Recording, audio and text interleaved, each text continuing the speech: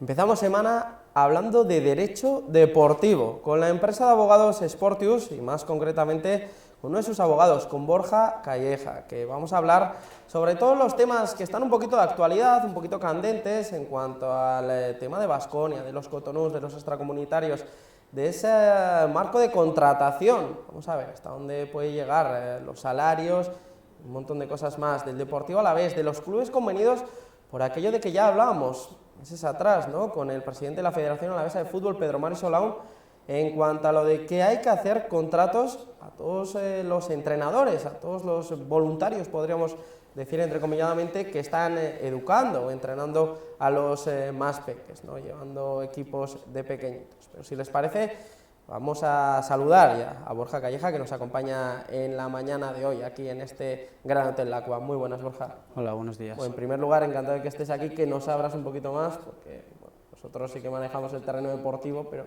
lo que es temas institucionales pues son bastante más complicados. ¿Qué es Sportius? Para que nos situemos un poquito. Sportius es una firma de derecho deportivo de ámbito internacional, ya que nace en Ecuador, en Quito, abriendo una oficina allí porque el socio director es de allí y decidió apostar por el derecho deportivo una vez haberse formado en España y a la vista del crecimiento de la marca y del despacho y a su vez de que el socio director le nombraran árbitro del Tribunal de Arbitraje Deportivo de Lausanne, decidimos asociarnos y abrir un despacho en Europa con sede en Vitoria. Despacho en Europa, y tú lo has dicho, sede en Vitoria, llamativo también, ¿no? Más allá de Madrid, Barcelona, Sevilla, Valencia, que podríamos hablar a nivel nacional, o incluso, pues has comentado Lausanne, Suiza, un montón de sitios. ¿Por qué Vitoria? Bueno, vivimos en el siglo XXI, moverse no es tan complicado, tenemos un aeropuerto internacional a 60 kilómetros y realmente, apostamos por Vitoria y por el País Vasco concretamente porque consideramos que aquí teníamos una oportunidad de un crecimiento mayor y no tantos competidores como en ciudades grandes como las que has mencionado. Y Sportius tomó esa decisión con su socio director, habló conmigo, nosotros ya trabajábamos en varios temas conjuntamente y decidimos pues crecer de la mano.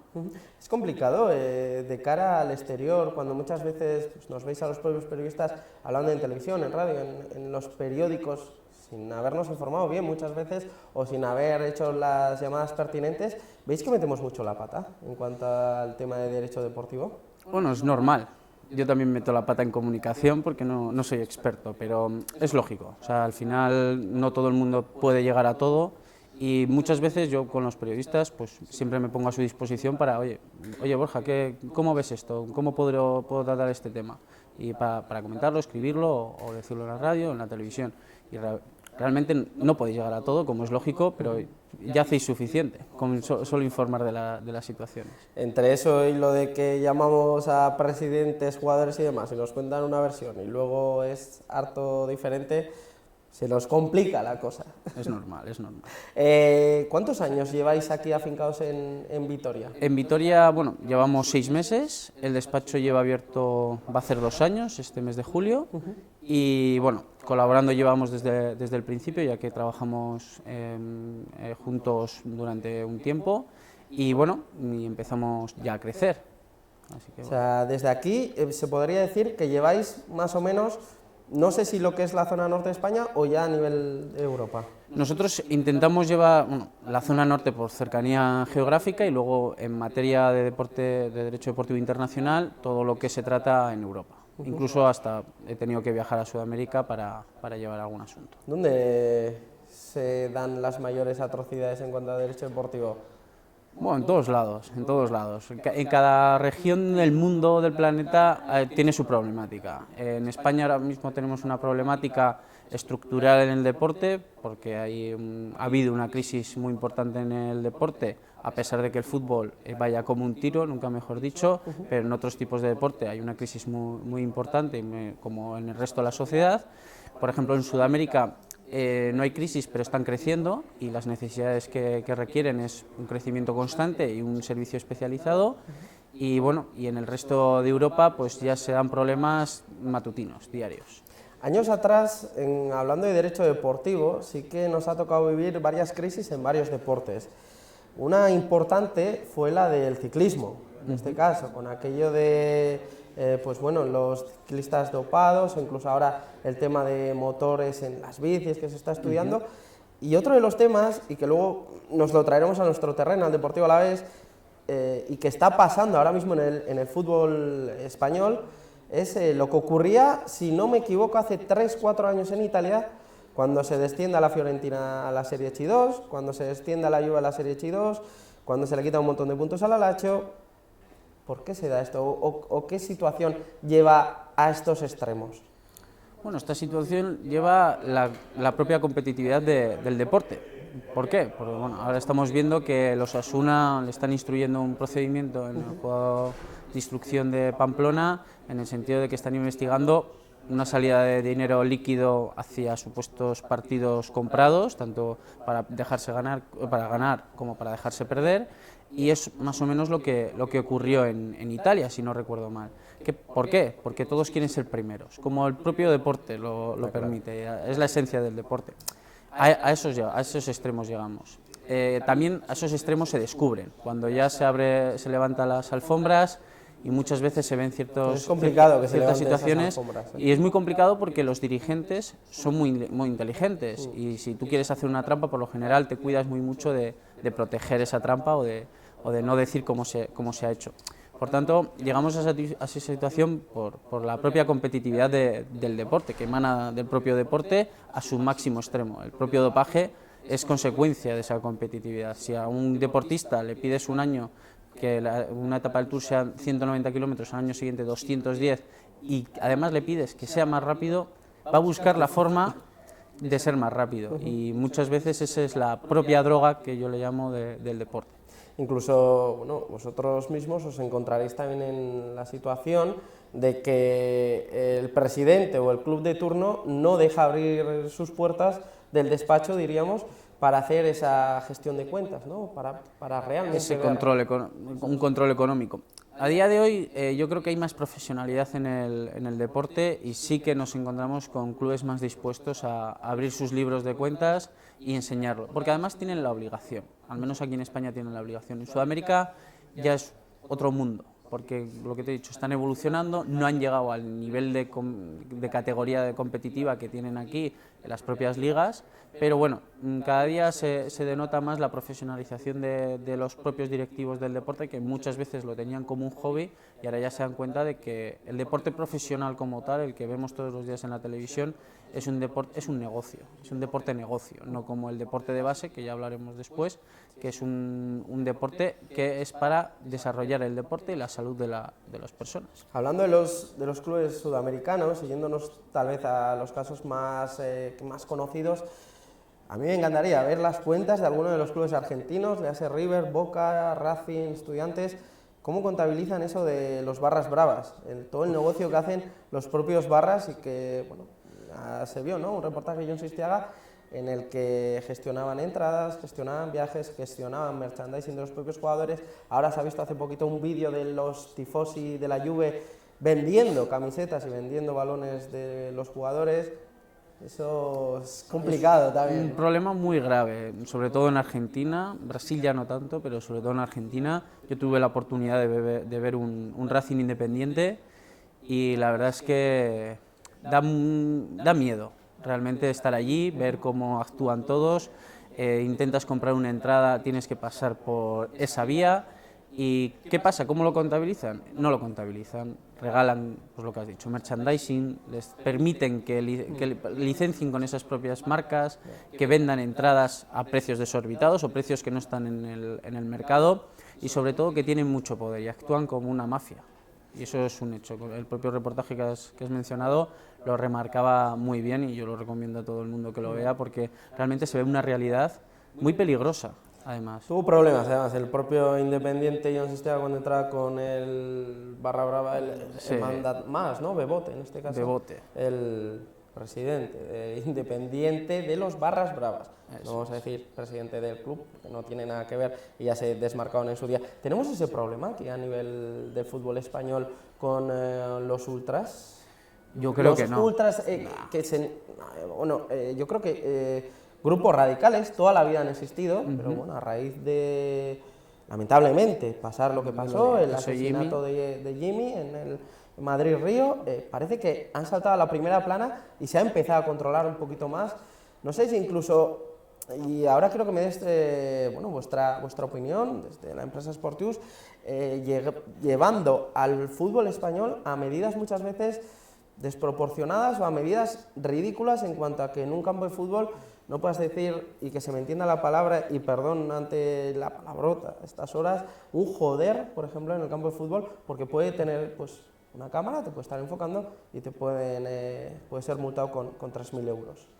Bueno, todo hay que tener en cuenta y remarcar cada marco de cada situación, ¿no? En España para nada existe ese problema en el fútbol, o sea, no existe el extremo que se llega a Argentina, porque Argentina no solo es el problema del fútbol, sino es un problema de la sociedad, que la sociedad a día de hoy, pues Argentina está derivando en una serie de circunstancias muy complicadas, como todos conocemos, y el fútbol solo es un espejo de la realidad social de ese país. En cambio, en España tenemos una realidad social de crisis, pero de crisis con una sociedad muy respetuosa, muy educada, que realmente no existen esos problemas. El problema son casos determinados, como es el caso Jimmy, pasó hace ya varios años con un aficionado de la Real Sociedad, que desgraciadamente se llega a eso. Pero yo, desde mi punto de vista, no es el ejemplo del deporte, no. La realidad no es esa, el aficionado real no es eso, son 100, 200 personas de un gran club como es el Atlético de Madrid o de un gran club como es el Deportivo de La Coruña, que pues realmente no están bien de la cabeza, no están en sus mejores circunstancias, y usan el fútbol como excusa. De hecho, lo que pasa siempre pasa fuera del campo. A mí yo creo que hay que dejar las cosas dentro del campo, lo que ocurra dentro del campo es responsabilidad del fútbol, lo que pase fuera es responsabilidad de las propias administración pública y su policía, que es la que debe controlar esas circunstancias. Yo creo que lo que pasó con el caso Jimmy fue una serie de errores de la propia Policía Nacional, que no transfirieron información entre la Policía Nacional de A Coruña y la Policía Nacional de Madrid, no consideraron de alto riesgo el partido y pasó lo que pasó. O sea, se juntaron, además quedaron para pelearse por lo que sale en prensa, y cuando 100 brutos contra otros 100 brutos, por desgracia, descabezados en todos los sitios, hay que decirlo así. Borja, ¿cuál es el caso más complicado o el caso más complejo al que, no sé si tú personalmente o la empresa más en general os habéis tenido que implicar o os ha tocado vivir, que se pueda contar, por aquello de lo de derecho de sumar y todas estas cosas? Sí, yo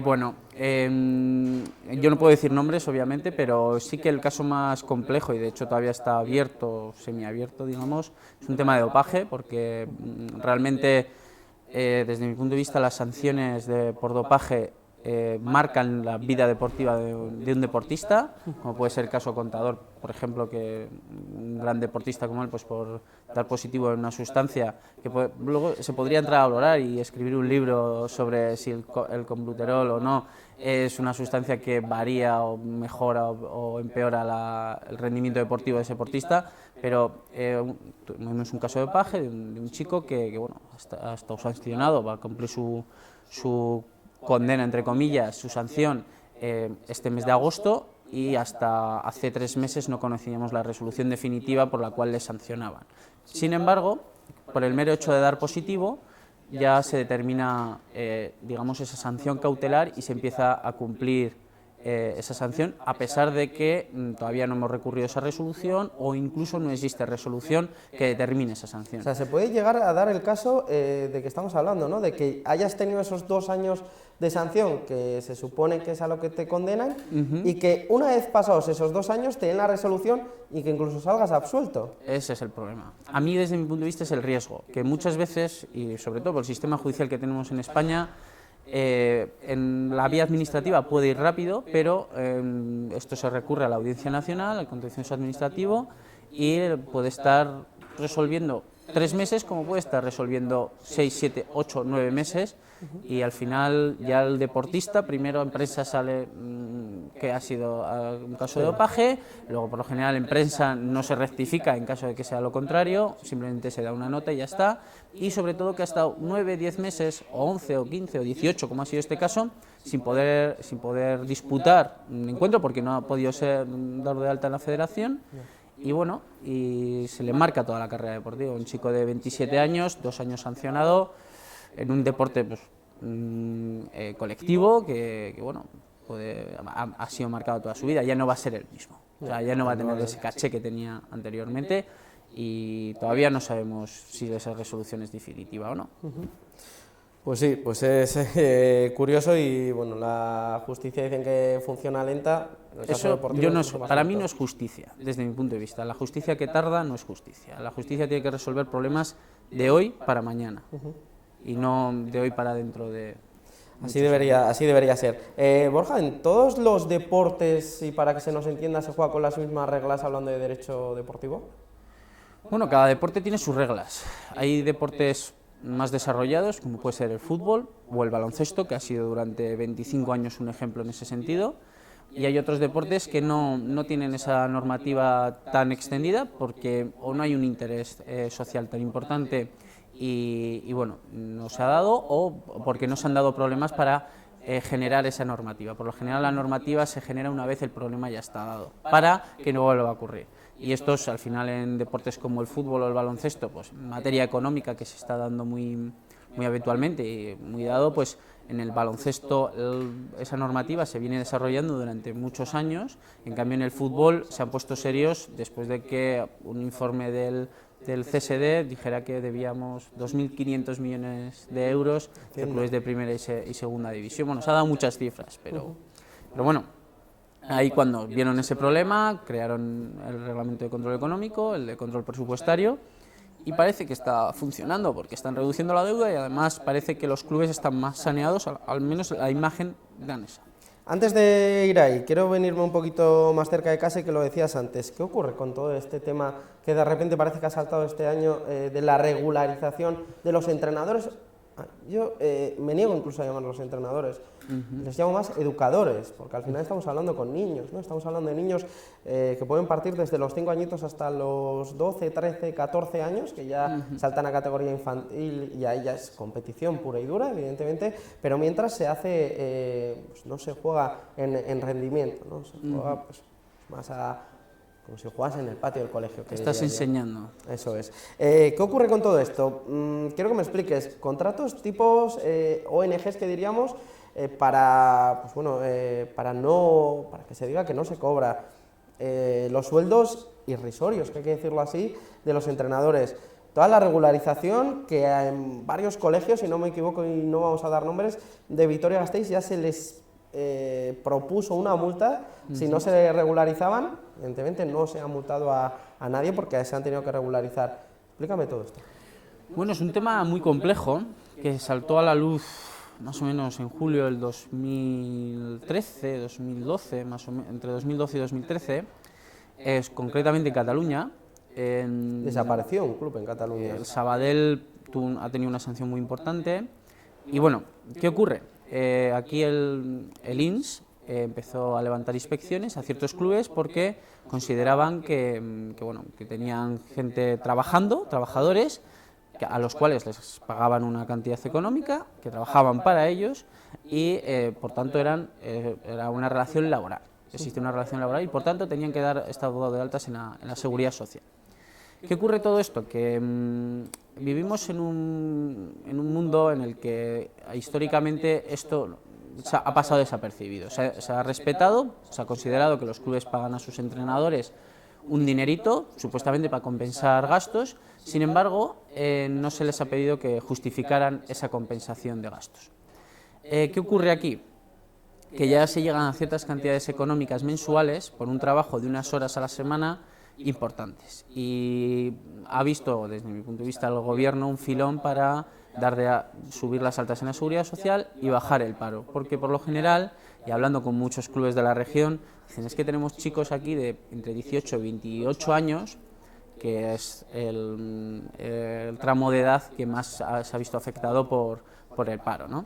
Y bueno, han determinado, a través de la ley de emprendedores, determinó que había que tener mayor control sobre ese tipo de situaciones, ese tipo de circunstancias, y además que el Ministerio de Empleo junto al CSD debería elaborar un informe sobre qué solución le dábamos a los entrenadores, monitores o maestros prácticamente de clubes amateurs, para si había que darlos de alta en la Seguridad Social, si había o no relación laboral, y ese informe, que salió en julio del 2014, determinó de que sí que existía una relación laboral, básicamente porque trabajabas por cuenta ajena, dependías de esa empresa y había una remuneración. Aquí viene el problema de la remuneración, porque es lo que diferencia entre la relación laboral y el contrato de voluntariado, que es al final a lo que vienes a decir. Si son todos voluntarios, si lo que se viene a pagar, y lo que vienen a decir todos los clubes, lo que se viene a pagar es para compensar esos gastos. Pero para ser voluntario, esos gastos que se les paga deben estar justificados correctamente. No vale con decir, no, yo le pago 50 euros porque viene todos los días en coche o en moto o en bicicleta. No, debe haber unos tickets, unas facturas que justifiquen. Y sobre todo, la jurisprudencia viene a decir que esos pagos que se hacen mensualmente no pueden ser iguales. No pueden ser 50 euros durante 10 meses, todos los meses, porque no todos los meses gastas 50 euros, porque no todos los meses juegas en casa 4 veces, fuera 4, eso funciona más o menos así. Y esa es la línea roja, la remuneración. Bueno, ahí está la cuestión. Ya ha habido sentencias de TSJ que consideran remuneración a efectos laborales 120 euros, pero no hay que quedarse con la cantidad, sino por qué se considera eso remuneración. Y desde mi punto de vista, todos los clubes a día de hoy, los que les pagan una compensación de 50 euros al mes, que es por lo general la media en Álava, sí que contraen una relación laboral con ese trabajador, a pesar de que, desde mi punto de vista también, considero que se va a romper la filosofía del deporte, y sobre todo del deporte base, porque antes hablábamos del deporte profesional, y el deporte base está para enseñar, para generar riqueza dentro de la sociedad en base al deporte, mejorar la salud de los chicos, que trabajen en equipo. Sin embargo, a día de hoy la regularización obliga valga la redundancia, a regularizar la situación laboral de esos trabajadores, porque imagínate que un entrenador yendo a entrenar tiene un accidente con el coche. ¿Eso qué es? ¿Un accidente laboral? No. Desde mi punto de vista es un accidente laboral. ¿Quién paga eso? La Seguridad Social va a decir el club. También, a su vez, no solo eso, sino que aquí históricamente hemos luchado por los derechos de los trabajadores, y te encuentras también muchos dirigentes de clubes de Álava que han estado muy vinculados con los sindicatos y dicen, es que nosotros hemos luchado por esto. Y realmente no entiendo, yo como dirigente de este club no puedo entender que este chaval que yo le pago por un trabajo no esté dado de alta en la Seguridad Social y tenga cubiertos sus derechos en ese sentido. O sea, te encuentras un poco por las dos vertientes. Unos que dicen, no, son voluntarios y yo les pago por venir aquí una pequeña compensación, y otros dicen, yo les pago por trabajar y por tanto tienen que tener sus derechos cubiertos. También nos encontramos en la situación en la que muchos de estos chicos y chicas que realizan esta labor de educación, vuelvo a insistir, labor de educadores también con los pequeñitos metidos dentro del ámbito deportivo, que no pueden acceder, si están dados de alta de alguna manera en la Seguridad Social, no pueden acceder a becas, es decir, se les está quitando el derecho de cierta manera, y que se me entienda bien, no estoy ni justificando un lado ni justificando el otro, pero se les está quitando el derecho también a poder cursar una carrera, a poder tener derecho a ir a la universidad, más allá de la situación económica que estamos viviendo en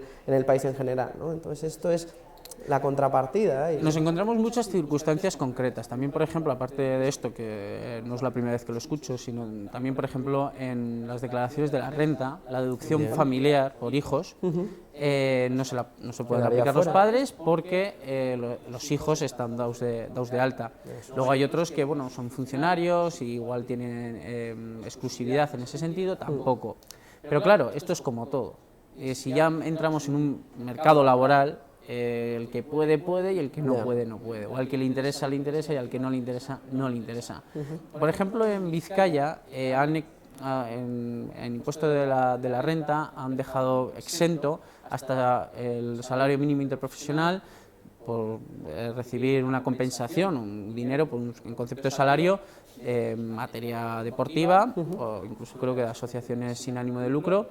Por tanto, también hay los chicos que reciben esa compensación, no imputan ese ingreso dentro de su declaración de la renta, porque también nos encontramos chicos que por recibir dos salarios de dos pagadores diferentes tienen que hacer declaración de la renta, tienen la obligación, en cambio si solo le pagaría uno, pues no.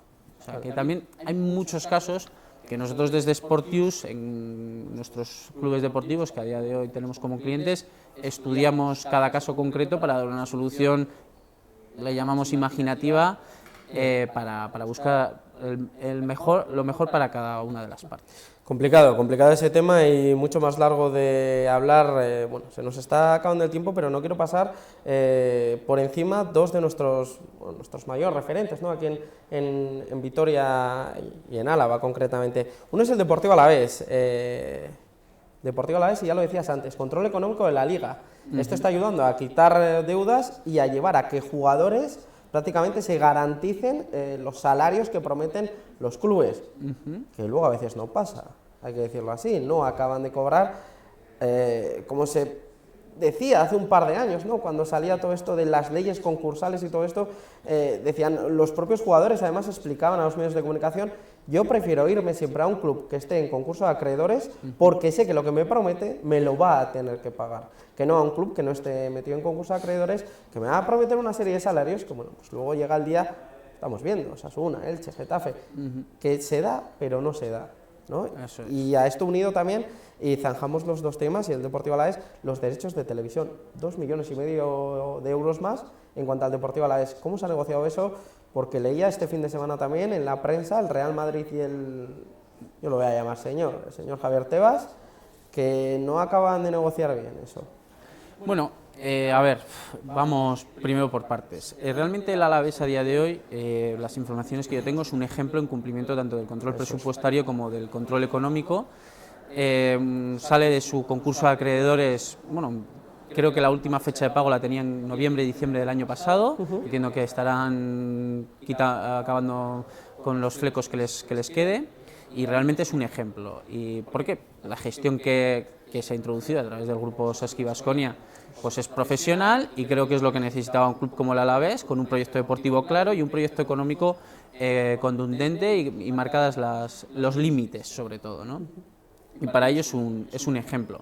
Además, el año que viene van a recibir un plus, tanto de derechos de televisión como a su vez van a tener mayor límite de gasto en salarios de los jugadores, porque bueno, ha salido la situación concursal, sus cuentas están más saneadas y por tanto esa normativa les permite elevar ese ratio y por tanto desde mi punto de vista podrá pagar más dinero a jugadores supuestamente mejores o que tengan un rendimiento deportivo mayor. ¿Qué ocurre con el tema de los derechos de televisión? Salió el Real Decreto hace un mes y medio más o menos, y ese Real Decreto lo que viene a decir es que se intente cumplir desde este verano. Sin embargo, muchos clubes ya tenían negociados sus derechos de televisión para la temporada siguiente. ¿Qué han hecho? El señor Tebas, como bien has dicho, está intentando aunar a todos los clubes, a los mayores clubes posibles, y él mismo lo autodenomina como rescate. ¿Qué significa? Que ellos negocian con esa empresa audiovisual, compran los derechos de televisión o ese derecho a un año a esos clubes y ya empiezan a venderlos colectivamente.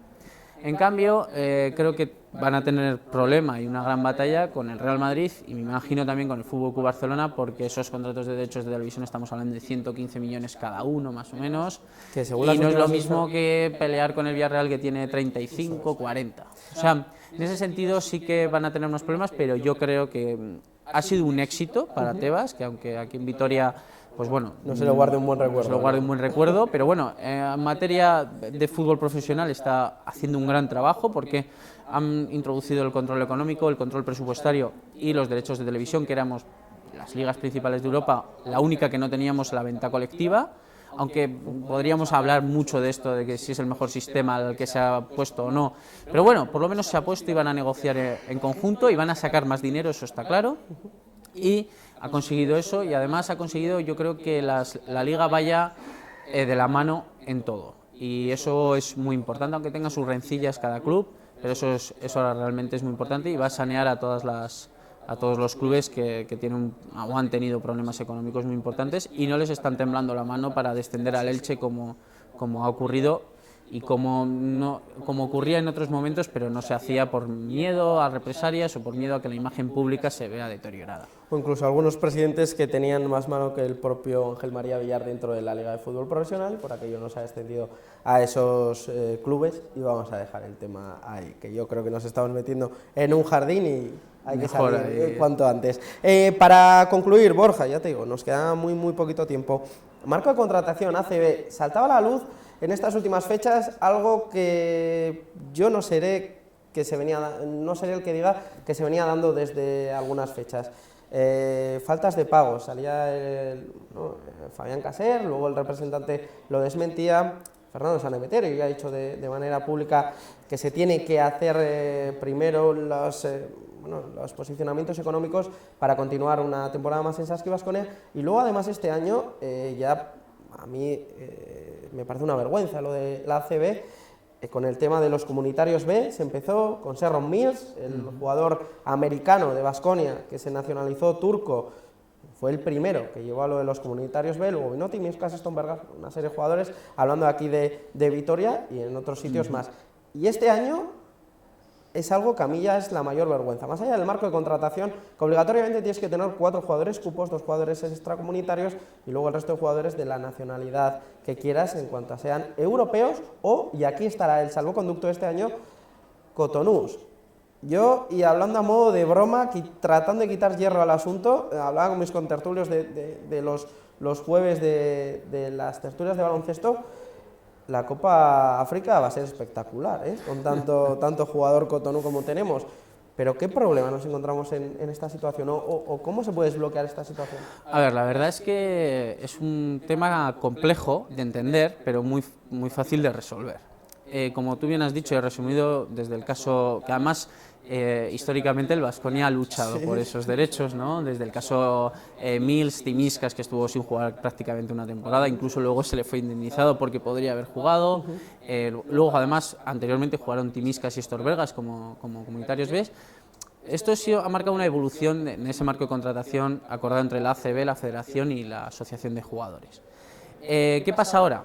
La Federación de Baloncesto se constató de que había habido 14 cambios de nacionalidad de origen a otra nacionalidad durante esta temporada. Denunció, entre comillas, al CSD, oye, que el marco de contratación tiene una naturaleza y esto se está incumpliendo porque, digamos, entendemos supuestamente que se están comprando pasaportes. Y el CSD hace apenas un mes, el 7 de mayo creo que fue, emitió una resolución en la que, digamos, interpretaba esa cláusula sobre los pasaportes Cotonús o pasaportes de países con acuerdos la Unión Europea. ¿Qué ocurre aquí? Que estamos metiéndonos en normativa europea, que es de obligado cumplimiento. Los pasaportes Cotonús se denominan así porque existe un tratado que se firmó en Cotonú, en el cual varios países de África, el Caribe y el Pacífico firmaron un acuerdo con la Unión Europea en materia económica y en el que se determinaba que sus nacionales de esos países, como los de la Unión Europea en esos países, tengan los mismos derechos en materia laboral que un trabajador europeo.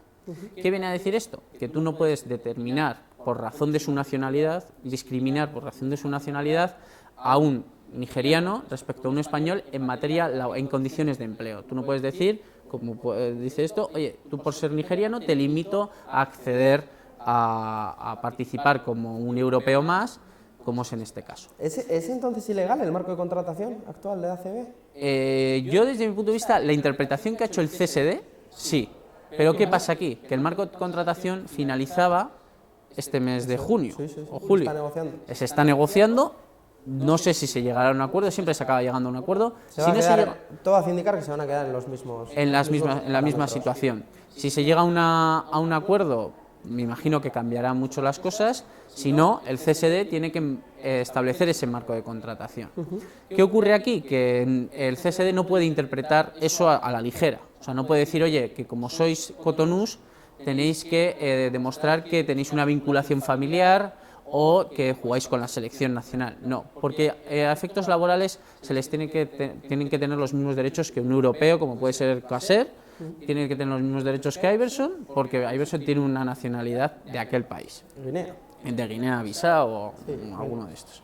Bueno, por tanto, nos encontramos con esa situación. Y además, para más INRI, y esto ya es algo propio mío, yo considero que los cupos de formación también quebrantan el derecho de la Unión Europea. Torniques en Gelia. Por ejemplo, no, ese es un caso diferente, pero por ejemplo un chico de Donosti le ofrece un club del sur de Francia formarse allí porque bueno, tiene alguna vinculación familiar, lo que sea, y está allí hasta los 19 años. El chico destaca y lo quiere fichar el Guipúzcoa Basket, por ejemplo. Y él es español, es nacido en Donosti y criado en Donosti, pero formado fuera de las fronteras españolas. Y no se considera el cupo de formación. Se le ocurre a Baskonia en el caso Tadas de Kerkis, por ejemplo, que sobrepasa la edad. Todavía no llega al límite y no se considera cupo de formación. Y eso, desde mi punto de vista, se está discriminando un nacional de un país respecto al nacional de otro país de la propia Unión Europea. Y eso nadie lo ha denunciado todavía. Pero yo creo que si se da un caso concreto y que no permite jugar, pues como podría ser el caso Timiscas, o veremos en septiembre si Iverson continúa y demás, si dice, oye, que yo a este lo quiero inscribir como lo que es, como un nacional de Guinea-Bissau y por tanto no se considera extracomunitario.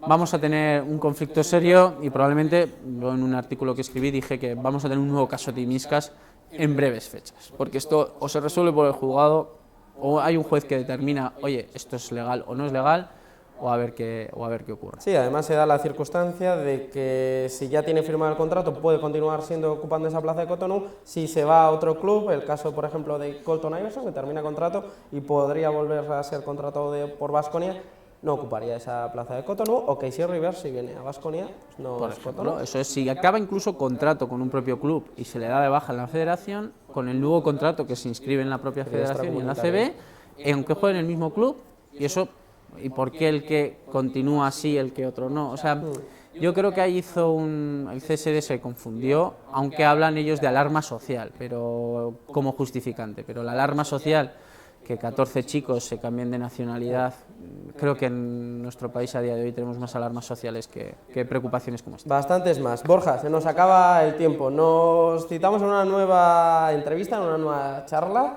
ya por el mes de septiembre, porque va a haber que hablar muchísimos temas. Todos estos que hemos tratado de temas cotonús, la huella dactilar que se quiere meter en los campos de fútbol y que, bueno, en el Deportivo Alavés parece ser que ya se va a poner en vigor ya cuando empiece la Liga, por el día 16 de agosto, y muchos temas más. Hablamos en septiembre, indudablemente. Muchísimas gracias por habernos abierto, ¿no?, también ese despacho de abogados Sportius, y a partir de ahí pues darnos luz a todos estos temas que son bastante complicados para el ciudadano a pie. Muchas gracias a vosotros. Y a todos ustedes, pues ya saben, hemos abierto un poquito más el espectro, hemos tratado de explicar temas concretos de Deportivo Alavés, de qué ocurre con los entrenadores y educadores de los diferentes clubes de Álava, Baskonia y demás cosas. Ya por el mes de septiembre le volvemos a tener aquí y nos sacará de más dudas que seguro que van surgiendo en esto del terreno deportivo.